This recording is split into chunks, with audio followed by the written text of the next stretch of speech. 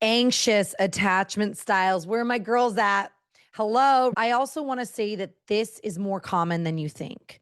What's really going on beneath the surface? What if that connection starts to feel really suffocating?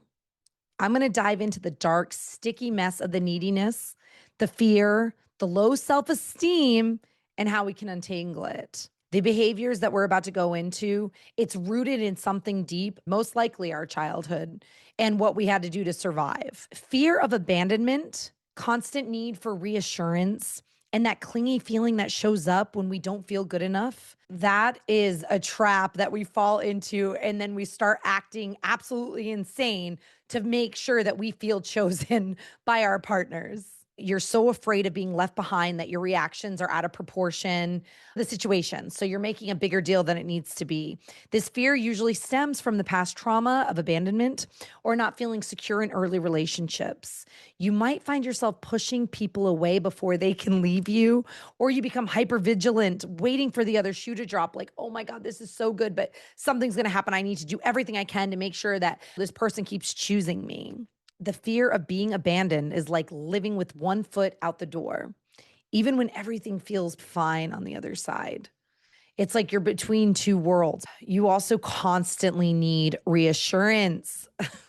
How annoying we can get. Please tell me you love me. Tell me I'm pretty. Do you like this? What do you feel about me? Because this is how I'm getting my validation. You need to start doing internal validation. Tell yourself, rewire your programming. Do affirmations in the mirror. I swear to God, they really work. I've done it. I was anxious attachment style.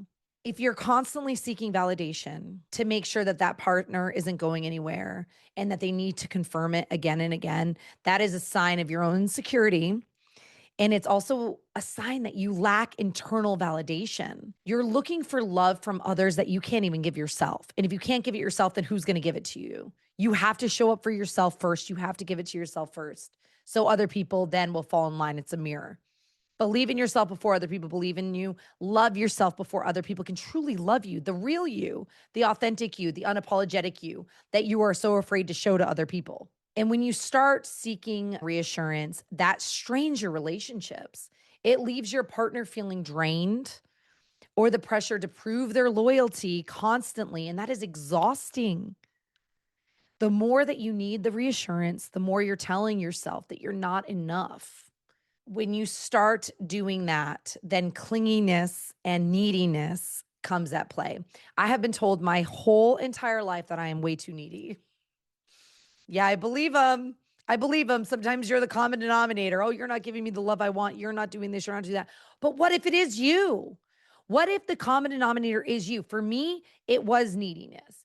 It was me searching for validation because I didn't believe in myself enough. I had no confidence. Believe it or not, people would never know that about me. I walk into any party or any room like I own the place. That whole fake it till you make it. Yeah, that was me. Did it, been there, got the t-shirt. It's honestly over attachment. You might find yourself needing to know where your partner is, who they're with, what they're doing, sometimes without even realizing that you're doing it. And then you start going through their phones and searching their iPhone app where they are. Like, that's a little crazy. Do not waste your time doing that. But I'm not here to shame you. I'm here to tell you that I've been there. And that's why I'm trying to bring it to your awareness so we don't act like that anymore. So we are recovering anxious attachment styles to secure attachment style. It's all just tied to deep insecurities about your self worth, your self concept. The fear of losing the relationship is so overwhelming that it manifests into this excessive closeness. And it's super unfair for both parties. This creates a huge imbalance in the relationship, leaving both partners super unsure.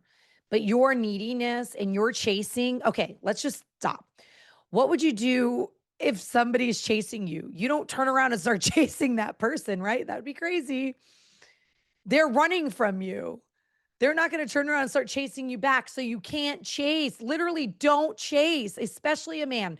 Do not chase him. If you're constantly chasing him and seeking him, he's not going to have room to hunt and gather, and he needs to be a fucking hunter. Needing to be everything to someone else is like wearing a mask made of fear and desperation. And you're so busy holding on to that you forgot just to be yourself and why they fell in love with you in the first place. So you put on all these masks to make sure that they stay. All those eggshells you're walking on, all those needs that are not being met because you're too afraid to share them because you want to feel chosen. Anxious attachment.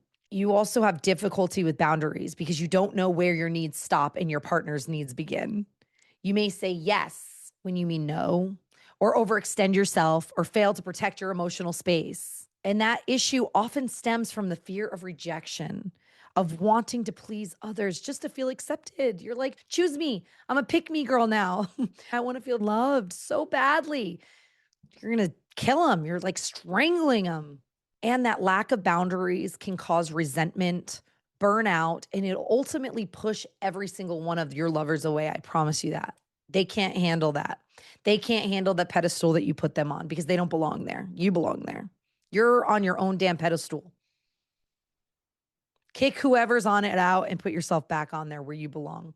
Straighten out your crown. Boundaries are not walls, they are bridges. When you don't have them, you end up in a tug of war of needs, leaving you and your poor body drained and confused.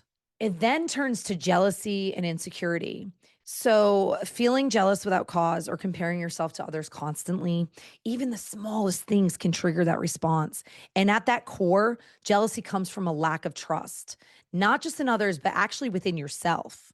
You don't feel enough and you fear that you're being replaced. That poisons you on the inside. That poisons your relationships. That makes you feel like you're constantly competing with invisible threats. You're literally creating monsters in your own head that aren't there, they don't exist. Yes, there's a big world. There will always be somebody younger, hotter, funnier, whatever. They're not you. Know your worth. Work on that worth. Reprogram your worth. Detach from anxious attachment style. So this never happens to you again. So then you go out in the world and you attract who is really on your level, who can love you for authentically being you. And then you're unafraid of showing them that real side of you.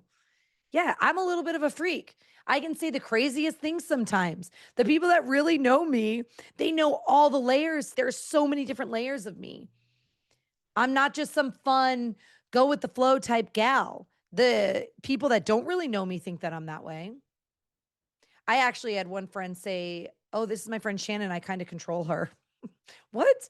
I thought I was so easygoing that I didn't want to rock the boat. I just went along with it. But really, she did kind of control me because I did not express my needs because I did not want to cause war or fights. And I just kind of went with everything. Anxious attachment style. It doesn't even have to always be with lovers. It can also be with how you show up with work, with your boss, with your friends, with your family. We create these monsters when we don't believe in our own value. It's like comparing your reflection to a broken mirror. It's distorted and it's pointless. What low self esteem looks like is constantly feeling like you are not worthy of love, success, or happiness. You have to put yourself down to seek validation from others because you don't believe that you're deserving. And that could even be from your programming. I know I grew up thinking that I needed to be poor because that was virtuous. Like, that is so jacked up. What?